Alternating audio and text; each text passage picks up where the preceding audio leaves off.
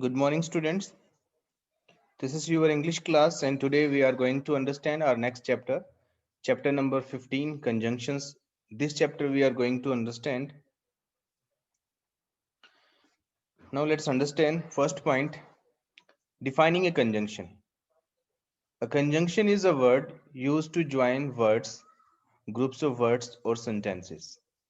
The sun was shining and a hot wind was blowing. There was a noise around me, but I was not disturbed. Rice and curry is popular dish. So basically, dear student, what we have to understand that is conjunctions are linking words. Conjunctions जो होते हैं वो link करने वाले words होते हैं, यानी किसी चीज को जोड़ने वाले वर्ड्स होते हैं. ये जो कंजंक्शंस होते हैं ये बेसिकली किसी दो वर्ड्स को जोड़ते हैं. जैसे राइस एंड करी लिखा हुआ है, एंड वर्ड ने उसको जोड़ दिया है. या फिर दो ग्रुप्स ऑफ फ्रिजेस को जोड़ते हैं, या फिर दो सेंटेंसेस को हम क्लोज भी बोलते हैं, क्लोजेस को जोड़ते हैं. Right. The sun was shining and a hot wind was blowing. इसमें दो क्लोज हैं, सेंटेंस एक ही है. एंड वर्ड ने एंड कंजंक्शन ने इन दोनों क्लोजेस को जोड़ दिया. तो कंजंक्शन हमारा जोड़ने का काम करता है. Right. In these sentences, the word printed in bold letters are all conjunctions. In sentence 1, the conjunction and has been used to join two sentences. The sun was shining, a hot wind was blowing. The same thing I have told you. And conjunction है वो जोड़ने का काम करती है. Similarly, sentence 2 consists of two short sentences. There was a noise around me, I was not disturbed. But in sentence 3, the conjunction and has been used to join only two words, rice and curry. We can't split this sentence into two shorter sentences. Right? Kinds of conjunctions. Now we have to understand how many kinds of conjunctions. Coordinate conjunctions, coordinating conjunction and subordinating conjunction. तो conjunctions दो तरह की होती हैं. एक conjunction होती है इसको हम बोलते हैं coordinating conjunction या coordinate conjunction भी बोलते हैं. दूसरी होती है subordinating conjunctions. Right? तो दो तरह की conjunctions होती हैं. Coordinating conjunctions, a coordinate conjunction used to join two independent sentences or two sentences of equal rank is important, is called coordinate conjunction. Coordinating means the equal rank. तो ऐसी conjunction जो किसी दो इक्वल स्टेटमेंट को जोड़ने का काम करे, यानी कि ऐसे सेंटेंस जो इंडिपेंडेंट हो, डिपेंडेंट ना हो, उनको जोड़ने का काम करे, तो उस सेंटेंस को बोलते हैं, उस कंजंक्शन को बोलते हैं कोऑर्डिनेटिंग कंजंक्शन. जैसे मैं कहता हूं राम ईट्स एप्पल्स, फिर मैं कहता हूं श्याम ईट्स मैंगोज.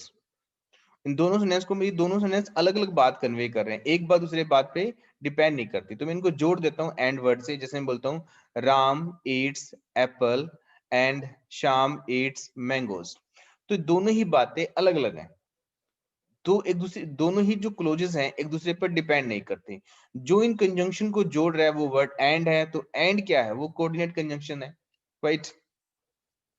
अगर कोई सेंटेंस ऐसा हो जहां पे जो कंजंक्शन यूज की गई हो उसके बाद वाला पार्ट डिपेंडेंट हो, इंडिपेंडेंट ना हो. डिपेंडेंट का मतलब है कि उसका मीनिंग किसी दूसरे जो पहले वाला पार्ट है उस पर डिपेंड करता हो, तो वो क्या होता है? वो सबऑर्डिनेट कंजंक्शन जो उसके बीच में यूज की जाती है वो पार्ट भी सबऑर्डिनेट क्लोज कहलाता है, जिसके हमने पहले अभी पार्ट समझ लिए हैं कि नाउन क्लोज, एडजेक्टिव क्लोज और एडवर्ब क्लोज.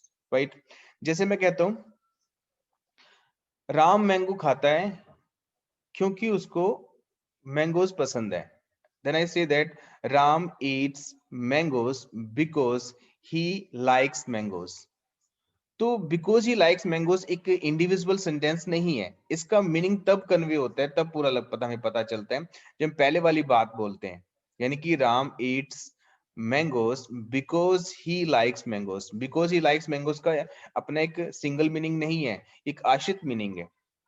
इस बात को ऐसे भी समझ सकते हो कि ये जो पार्ट होते हैं ना, सबऑर्डिनेट कंजंक्शन वाले पार्ट होते हैं, वो सेंटेंस में नाउन या फिर एडजेक्टिव या फिर एडवर्ब की तरह काम करते हैं. जैसे हमने अभी पढ़ा है, पिछली क्लास में पढ़ा था कि what are the noun clauses, what are the adjective clauses and what are the adverb clauses. जो सबऑर्डिनेट कंजंक्शंस होते हैं वो इस तरह से काम करते हैं, नाउन क्लोज की तरह या एडजेक्टिव क्लोज की तरह या एडवर्ब क्लोज की तरह. Right. So in sentence 1 and 2, above and but are the coordinating conjunction. Coordinate conjunction are four types. So sentence A और first और second में जो use की गई है conjunction and और but, वो क्या है? Coordinate conjunction है. राइट। तो कोऑर्डिनेट कंजंक्शन और सबऑर्डिनेट कंजंक्शन में कैसे पता लगेगा हमें कि एक कोऑर्डिनेट कंजंक्शन है या सबऑर्डिनेट कंजंक्शन है? इसका बहुत ही सटीक और सही तरीका ये होता है कि आप जितनी भी कोऑर्डिनेट कंजंक्शंस होती हैं, लगभग 17-18 कोऑर्डिनेट कंजंक्शन होती हैं, उनको याद कर लो। उसके अलावा जो भी कंजंक्शन यूज होगी सेंटेंस के अंदर वो सबऑर्डिनेट कंजंक्शन है। आप कोऑर्डिनेट कंजंक्शंस याद कर लो, उसके अलावा जो भी कंजंक्शंस होती हैं वो सबऑर्डिनेट कंजंक्शन होती हैं। या फिर इस तरह समझ लो कि दो सेंटेंस अगर उनके मीनिंग डिपेंडेंट नहीं है, इंडिपेंडेंट मीनिंग है, तो जो बीच में कंजंक्शन यूज की गई है वो कोऑर्डिनेट कंजंक्शन है। अगर उसके बाद वाले पार्ट का मीनिंग डिपेंडेंट है तो वो कंजंक्शन सबऑर्डिनेट है। सही तरीका ये है कि जितनी भी कोऑर्डिनेट कंजंक्शन है, लगभग 17-18 कोऑर्डिनेट कंजंक्शन है, उनको याद कर लो। उसके अलावा जो भी कंजंक्शन होती है वो सबऑर्डिनेट कंजंक्शन होती है, right. So coordinate conjunctions are some types. First type is that coordinate conjunctions of addition, यानी कि ऐसी coordinate conjunction जो addition का काम करती हैं, जोड़ने का काम करती हैं। Adding one statement or fact to another, जो एक statement को, एक fact को दूसरे statement से जोड़ती हैं, वो कौन कौन सी होती हैं? Basically and, both and as well as, no less than, not only but also। तो ये हमने conjunction, 5 conjunction है, याद करनी है। And, both and as well as, no less than, not only but also। Now let's understand these conjunctions. Firstly we'll understand about the and। The weather was fine and the sea was calm। तो यहाँ पे दो close हैं, the weather was fine and the sea was calm। तो ये दोनों conjunction को and से जोड़ दिए, इनको हम अलग कर सकते हैं। जैसे the weather was fine and the sea was calm, ये दो सेंटेंस हो गए। दो सेंटेंस को एक सेंटेंस बनाने के लिए हमने एंड कंजंक्शन को जोड़ दिया। तो एंड क्या करती है? जोड़ने का काम करती है। The door was open and my things were laying scattered, जो डोर खुला हुआ था और मेरी जो चीजें थी वो इधर उधर बिखरी हुई थी। The door was open, my things were laying scattered. तो हम इसको स्प्लिट कर सकते हैं, अलग अलग कर सकते हैं। एक सेंटेंस को दो पार्ट में डिवाइड कर सकते हैं अगर कोई सेंटेंस एंड से जुड़ा हो, right. Next, both and. She is both intelligent and hard working, वो दोनों ही है, इंटेलिजेंट और hard working, right. She is intelligent, she is hard working. अगर इसको स्प्लिट करना हो तो स्प्लिट हम कर सकते हैं, अलग अलग कर सकते हैं इस वे में। Neeraj gave me both books and notes, Neeraj ने दोनों मुझे दी, बुक्स और नोटबुक्स। तो Neeraj gave me books, Neeraj gave me notes, तो हम उनको ऐसे इंडिविजुअल यानी कि अलग अलग लिख सकते हैं, स्प्लिट कर सकते हैं उसको। as well as, he as well as his father is sincere। as well as को यूज करते हैं हम के साथ साथ के मीनिंग के लिए। he as well as his father, वो और उसका फादर भी, यानी कि वो उसके साथ साथ उसका फादर भी इज सिंसियर, वो सिंसियर है। अब देखो ये हमें ध्यान रखना है कि यहाँ पे हमने इज हेल्पिंग वर्ब को यूज किया या मेन वर्ब को यूज किया, वो इसके अकॉर्डिंग किया है, ही के अकॉर्डिंग, ना कि as well as his father. वो एडिशनल इंफॉर्मेशन है, राइट। तो हम इसको स्प्लिट कर सकते हैं, he is sincere and his father is sincere, right. So he as well as his father is sincere। In this way we can write the captain as well as the crew has arrived, the captain has arrived, the crew has arrived।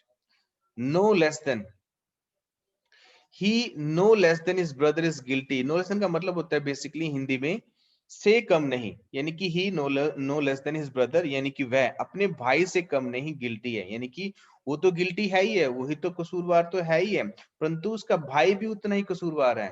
So he no less than his brother, वो जितना guilty है अपने भाई से उतना guilty कम नहीं है। तो दोनों ही कसूरवार हैं, दोनों ही गिल्टी हैं। तो इस बात को मैं ऐसे लिख सकते हैं, he no less than his brother is guilty. So इसको स्प्लिट करके ऐसे लिख सकते हैं, his brother is guilty, is equally guilty. तो दोनों ही गिल्टी हैं। I am grateful to you, I am equally grateful to you, your father, right? So I am not less than grateful to your father than to you, the same thing like we have told here। Not only but also, he was given not only a merit certificate but also a handsome scholarship। not only but also को Hindi meaning के लिए use करते हैं, न केवल बल्कि। तो हम यहाँ पे कह सकते हैं he was given, उसको न केवल मेरिट सर्टिफिकेट मिला बल्कि एक हैंडसम स्कॉलरशिप भी मिली। तो न केवल बल्कि के मीनिंग के लिए हम not only but also use करते हैं। न केवल अच्छा क्रिकेटर है बट एक अच्छा स्टूडेंट भी है, बल्कि एक अच्छा स्टूडेंट भी है। तो नॉट ओनली बट आल्सो को यूज करते हैं न केवल बल्कि के मीनिंग के लिए। The train was not only the late but also fully packed, जो ट्रेन थी वो केवल लेट ही नहीं थी बल्कि फुली पैक्ड भी थी, यानी कि बहुत भीड़ भी थी। तो नॉट ओनली बट आल्सो को हम इस मीनिंग के लिए यूज करते हैं। Now let's talk about the coordinating conjunction of contrast. आपने कोऑर्डिनेट कंजंक्शन ऑफ कंट्रास्ट को समझना है। कंट्रास्ट का मतलब होता है कि जब कोई चीज किससे अपोजिट कही जाती है, बिल्कुल अलग कही जाती है, जैसे हम एक पॉजिटिव स्टेटमेंट बोल देते हैं और एक नेगेटिव स्टेटमेंट बोल देते हैं, तो हम वहां पे कंट्रास्ट शो कर रहे हैं। कुछ एग्जांपल्स दिए गए हैं, उनसे समझेंगे कंट्रास्ट क्या होता है। एक्सप्रेसिंग अपोजिशन और contrast between two statement. Opposition यानी कि बिल्कुल उल्टा कुछ कहना, कंट्रास्ट वो same thing, but still yet nevertheless whereas while only. तो ये जो कंजंक्शंस होती हैं ये कंट्रास्ट को शो करती हैं। कैसे इनको यूज कर सकते हैं, let's understand. The train was fully packed but we got comfortable seats. तो यहाँ पे हम कह रहे हैं कि जो ट्रेन थी वो फुली पैक्ड थी, यानी कि उसके अंदर पूरी भीड़ थी, परंतु हमें एक कंफर्टेबल सीट मिल गई। तो ये अपोजिट बात होगी। एक स्टेटमेंट में हम बोल रहे हैं कि जो ट्रेन थी उसमें पूरी भीड़ थी, तो इसका सेकंड पार्ट ये होना चाहिए कि हमें सीट नहीं मिली। तो ये एक्सपेक्ट किया जाता है कि सेकंड पार्ट में ऐसे कहा जाएगा कि हमें सीट नहीं मिली, तो बट हम उसका अपोजिट कह रहे हैं, बिल्कुल तो कंट्रास्ट कह रहे हैं। तो जब कंट्रास्ट शो करना हो हमें, तो हम बट कंजंक्शन को यूज करते हैं, जिसका मीनिंग होता है, हिंदी मीनिंग होता है परंतु। The train was fully packed we got comfortable seat, उसको ऐसे स्प्लिट भी कर सकते हैं, right. The earthquake was quite severe but the temple was not damaged. जो अर्थक्वेक था बहुत ही सीवर था, बहुत ही भयानक था, बहुत ही तेज था, परंतु जो हमारा टेम्पल था वो बिल्कुल भी डैमेज नहीं हुआ। तो हम यहाँ पे अपोजिट बात कह रहे हैं कि जब अर्थक्वेक बहुत तेज हो, बहुत ही ज्यादा खतरनाक हो, तो बहुत सारी चीजें डैमेज हो जाती है, परंतु कंट्रास्ट बात कह रहे हैं कि इतने अर्थक्वेक के बाद, इतने तेज अर्थक्वेक के बाद जो हमारा टेम्पल था उसको बिल्कुल भी क्षति नहीं पहुंची। तो यहाँ पे कंट्रास्ट को शो करने के लिए हमने बट कंजंक्शन को यूज किया, जिसका मीनिंग होता है परंतु। स्टिल और येट, स्टिल और येट को यूज करते हैं फिर भी के मीनिंग के लिए। स्टिल और येट को फिर भी के मीनिंग के लिए यूज करते हैं कंट्रास्ट को शो करने के लिए। जैसे कि प्रेमचंद इज क्वाइट रिच, जो प्रेमचंद है काफी अमीर है, still he is not contented, तो फिर भी वह कंटेंटेड नहीं है, यानी कि संतुष्ट नहीं है। Premchand is quite rich yet he is not contented, फिर भी वो कंटेंटेड नहीं है, संतुष्ट नहीं है। Premchand is quite rich and he is not contented. We can split it. I am angry, still I did not scold him. मैं गुस्से में था, फिर भी मैंने उसे scold नहीं किया, यानी कि उसको डांटा नहीं।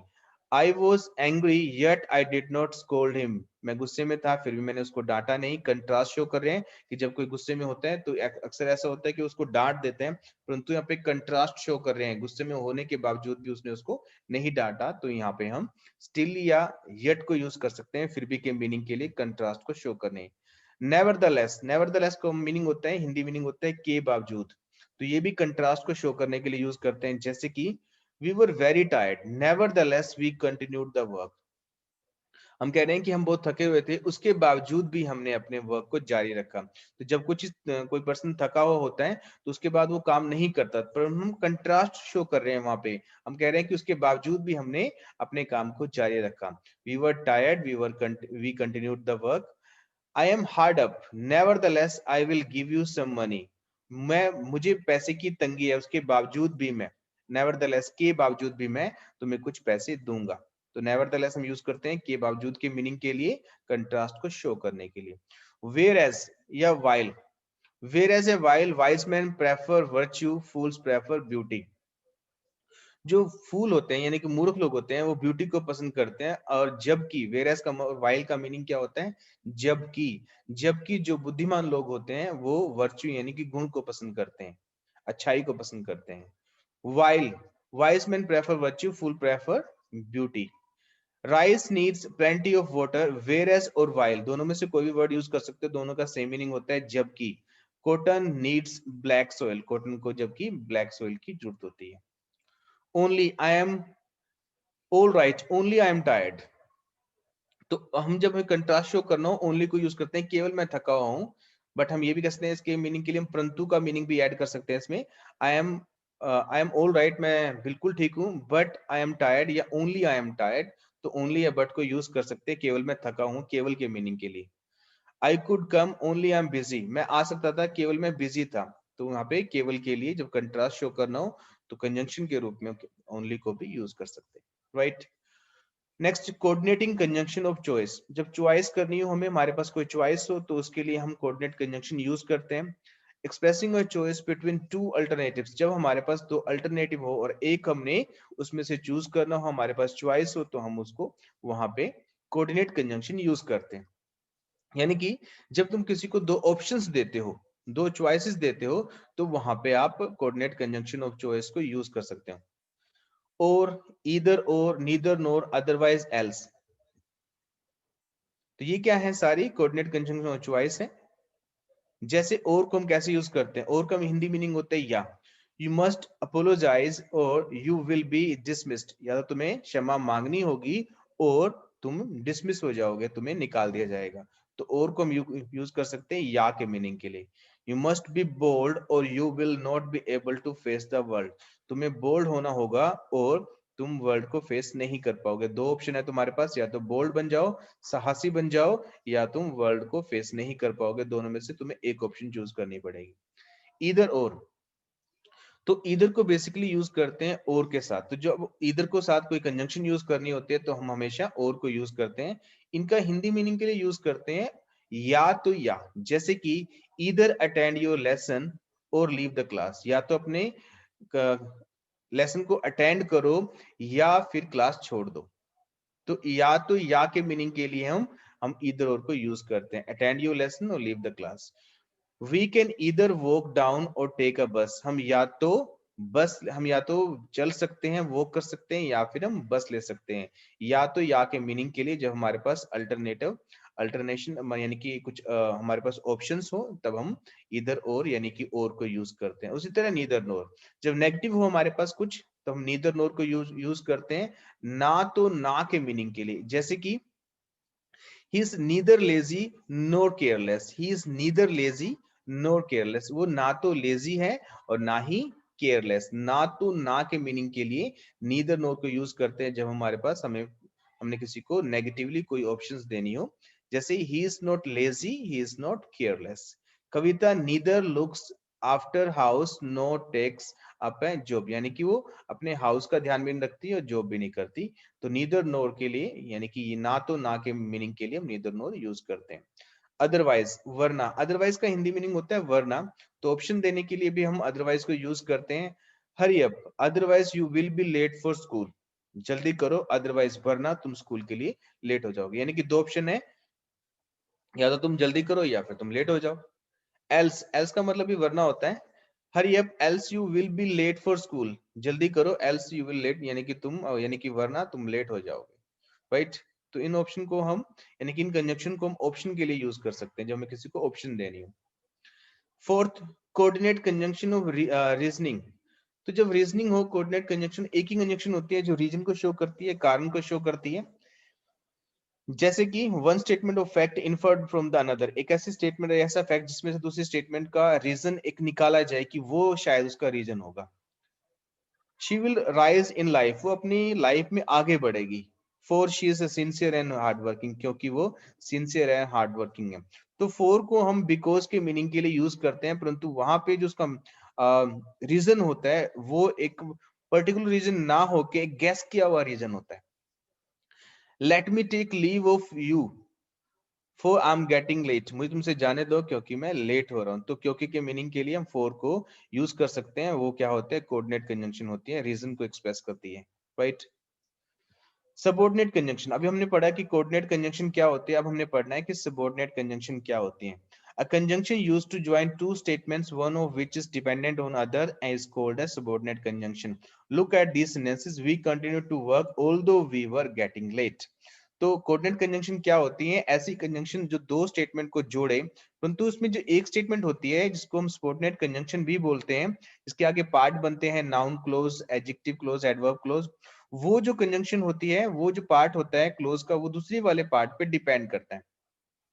जैसे कि we continue to work although we were getting late, हमने काम करते रहे हालांकि या यद्यपि हम लेट हो रहे थे।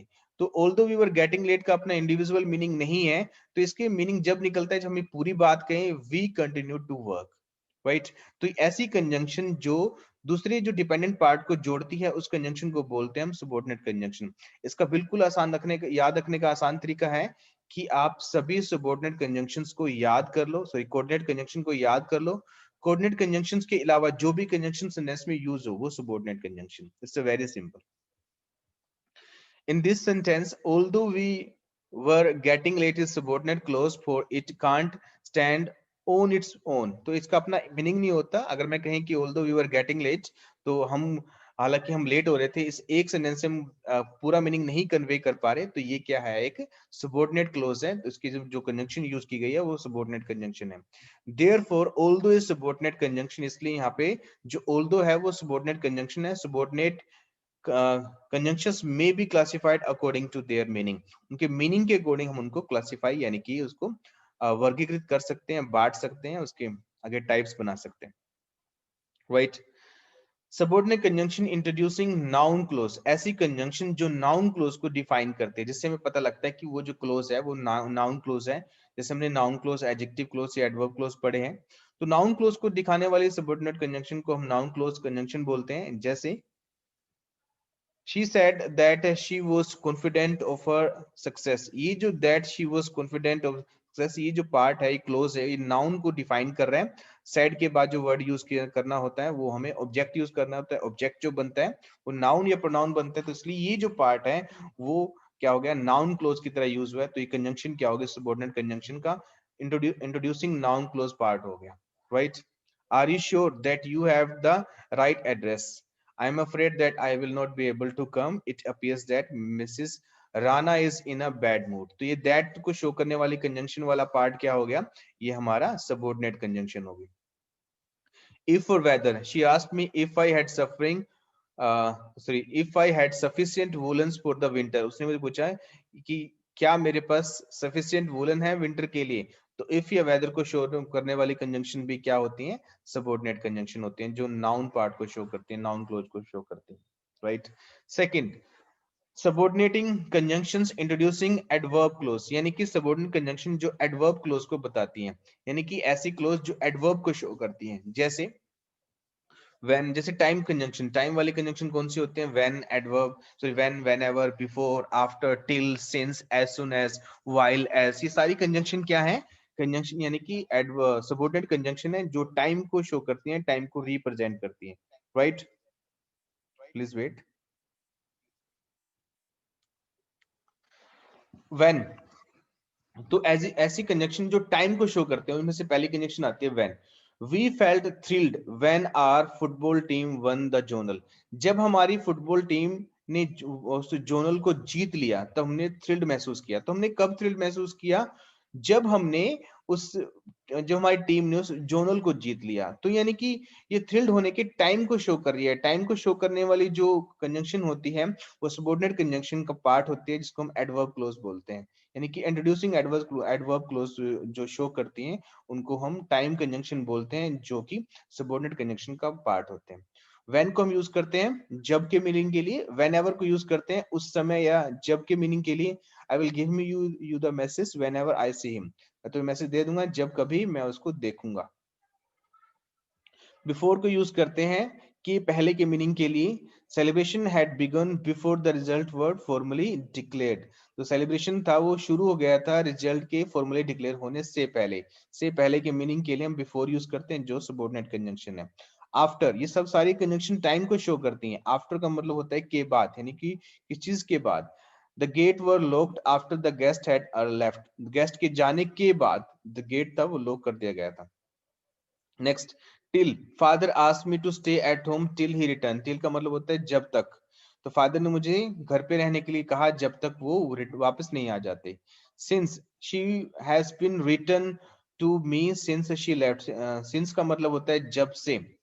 तो जब से वो यहाँ से गया है या गई है उसने मुझे कोई भी लेटर नहीं लिखा है, कोई भी मैसेज नहीं किया। as soon as, turn off the gas as soon as water starts boiling, जैसे ही जिस समय जो वाटर बॉइलिंग करना स्टार्ट होता है, गैस को टर्न ऑफ कर दो। तो जिस समय as soon as को यूज करते हैं जिस समय के मीनिंग के लिए। while he checked the account while I took a cup of tea, तो जिस समय मैं टी ले रहा था उस समय के दौरान उसने मेरा अकाउंट चेक किया। तो जिस समय या उस समय के दौरान के मीनिंग के लिए हम while यूज करते हैं। as I came across an old friend, मैं अपने एक ओल्ड फ्रेंड से मिला as I was walking to the school, जिस समय मैं स्कूल की तरफ वॉक कर रहा था उस समय। तो जिस समय के लिए हम एज भी यूज कर सकते हैं। वेट, ये सारे जो कंजंक्शन हैं ये टाइम को शो कर रही हैं। इसके बाद आने वाला पार्ट क्या होता है, हमारा एडवर्ब क्लोज होता है। While suggesting a certain duration of time as a conjunction, it means during the time that for as long as at the same time। तो हमें यहाँ पे समझना है, तो while जो है वो एक ऐसे टाइम को शो करता है जिसका मीनिंग होता है ड्यूरिंग, यानी कि उस समय के काम करने के दौरान। जैसे हमने यहाँ पे देखा है, he checked the accounts while I took a cup of tea। तो जब मैं एक चाय का कप पी रहा था उस समय के दौरान उसने मेरे अकाउंट को चेक किया। Right, while there is a life there is a hope। जहां पर लाइफ हो वहां पर होप होती है। as can be used to mean while, when और while। as को भी और when और while के मीनिंग के लिए यूज कर सकते हैं टाइम को शो करने के लिए। I saw him as he was getting off the bus। मैंने उसे देखा जब या जिस समय वो बस से गेट ऑफ हो रहा था, उतर रहा था। He was still in process of getting off the bus when I saw him। The same thing I have told you। Then place, ऐसी कंजंक्शन जो प्लेस को रेफर करती है, बेसिकली उसमें वेयर और सॉरी वेयर और वेयर एवर आती हैं, जो हमारी सबऑर्डिनेट कंजंक्शन होती हैं। वेयर का मतलब होता है कहाँ, वेयर को हम यूज करते हैं जहां कहीं भी के मीनिंग के लिए, कहीं भी के मीनिंग के लिए। She found her bag where she had left it in the shop। उसने अपने बैग को पाया जहां पर उसने अपने बैग को छोड़ा था। when wherever he goes, जहां कहीं वह जाता है, he wins respect। वो रिस्पेक्ट को जीतता है, उसको रिस्पेक्ट मिलती है। नेक्स्ट, कोज और रीजन, बिकॉज सिंस और एज। बिकॉज सिंस और एज तीनों का मीनिंग एक ही होता है, क्योंकि। यानी कि क्योंकि के मीनिंग के लिए हम बिकॉज सिंस और एज को यूज करते हैं। जैसे I prefer to live in Shimla because the climate of hills suits me. मैं शिमला में रहना पसंद करता हूँ क्योंकि, यहाँ पे रहने का रीजन बता रहे हैं क्योंकि वहां का जो क्लाइमेट है वो मुझे सूट करता है। Water supply to his house was disconnected since he had not paid the bill. जो वाटर सप्लाई है उसके हाउस से डिसकनेक्टेड कर दी गई है क्योंकि उसने बिल पे नहीं किया है। वहां रीजन को एक्सप्रेस कर रहे हैं। We could not interview him as he applied late. हम उसका इंटरव्यू नहीं ले सके क्योंकि उसने लेट अप्लाई किया था। तो क्योंकि के मीनिंग के लिए बिकॉज सिंस और एज हम यूज कर सकते हैं। नेक्स्ट, रिजल्ट और कंसिक्वेंस, यानी कि परिणाम के लिए हम यहाँ पे सो दैट या सच दैट प्रेपोजिशन को यूज करते हैं। सारी प्रेपोजिशन सबऑर्डिनेट कंजंक्शन होती हैं। जैसे कि so that he spoke so fast that I could not take down any notes. उसने इतना फास्ट बोला कि, सो दैट का मीनिंग होता है इतना की। इतना की के लिए मीनिंग यूज करते हैं। जैसे कि ही स्पोक सो फास्ट, उसने इतना तेज बोला कि I could not take down any notes, कि मैं कोई भी नोट्स नहीं बना पाया, कोई भी नोट्स नहीं लिख पाया। Such that there was such a loud noise, वहां पे इतनी ज्यादा लाउड नॉइस थी। इतनी मीनिंग आता है सच का यहाँ पे, that I could not have even a wink of sleep. मैं एक स्लीप भी नहीं ले सका, एक झटका भी नहीं ले सका। तो इतना और की मीनिंग के लिए यूज करते हैं सच दैट या सो दैट को। पर्पस, यानी कि उद्देश्य को दिखाने के लिए सो दैट और लेस्ट को यूज करते हैं। सो दैट का मीनिंग होता है ताकि। जैसे आई स्टेड बैक होम, मैं घर पर रहा, सो दैट ताकि माई ग्रैंडफादर माइट फील लोनली, ताकि मेरे जो ग्रैंडफादर हैं वो अकेलापन ना महसूस करें। That we eat that we may live, हम, दैट का मतलब होता है कि वी, हम खाते हैं ताकि हम, सॉरी ताकि मीनिंग होता है इसका, ताकि वी मे लिव, ताकि हम जीवित रह सके। लेस्ट, लेस्ट का मीनिंग होता है, लेस्ट को हिंदी मीनिंग के लिए यूज करते हैं पर्पस को शो करने के लिए, कहीं ऐसा ना हो। जैसे कि he is wearing a woollen coat, उसने वुलन कोट पहना हुआ है। लेस्ट कहीं ऐसा ना हो he should catch the cold, कहीं ऐसा ना हो कि उसको ठंड लग जाए, इसलिए उसने वुलन कोट पहना हुआ है। Right, note so that and so that should be clearly distinguish, यानी कि सो और उसके बाद फिर कुछ स्पेस देके दैट जो वर्ड लिखते हैं, बीच में कोई वर्ड्स आता है, और सो दैट के मीनिंग जो है आपस में अलग अलग हैं। So in the principal clause and that introduce a subordinate clause. So जो होता है प्रिंसिपल क्लोज को डिनोट करता है, और दैट जो करता है वो शो करता है सबऑर्डिनेट क्लोज को। Suggest result, so that suggest purpose, जो सो दैट होता है वो पर्पस को डिनोट करता है। Right, it's a very simple, we have understood this.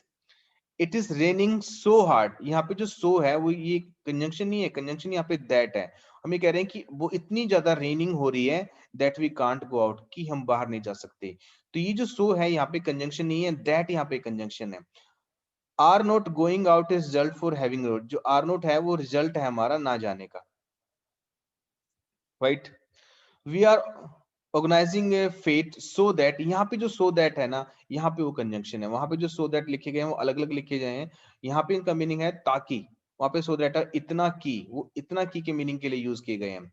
We are organising a fete so that we may raise funds for the school building, हम एक fate को ऑर्गेनाइज कर रहे हैं ताकि हम स्कूल बिल्डिंग के लिए फंड इकट्ठा कर सकें। The purpose of organising a fete is to raise funds for the school building, यहाँ पे पर्पस दिखाया गया है सो दैट के द्वारा। लेस्ट मीन सो दैट, लेस्ट का मीनिंग भी सो दैट ही होता है। सो दैट नोट होता है it is flowing by should and the clause introduced by it does not take a negative, इसके बाद में जो क्लोज आता है वो नेगेटिव नहीं होता, उसमें हमने शुड यूज करना होता है, शुड वर्ड यूज करना, तो शुड मॉडल यूज करना होता है, राइट।